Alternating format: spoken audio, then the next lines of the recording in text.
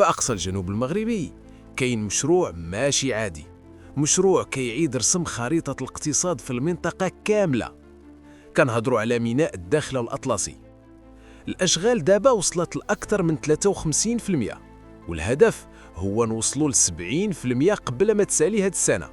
يعني الخدمة ماشية بسرعة قياسية، والمشروع دخل لمرحلة الحسم. هاد الميناء جزء من المبادرة الملكية الأطلسي اللي هدفها تربط دول الساحل الإفريقي مباشرة بالمحيط الأطلسي وتخرجهم من العزلة نحو التجارة العالمية. بمعنى الداخلة غادي تولي باب إفريقيا على العالم. حدا الميناء غادي تكون منطقة صناعية ولوجستيكية كبيرة، استثمارات في الصيد البحري، الطاقات المتجددة، التخزين والنقل، التحويل الصناعي. يعني ما بقاش غير عبور السلع، ولكن خلق الثروة وفرص الشغل في المنطقة.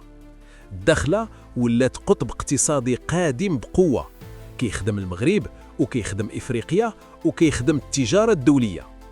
في الساحل الأطلسي كيتكتب مستقبل جديد، ميناء، استثمار وربط قاري. الداخلة اليوم هي اقتصاد الغد.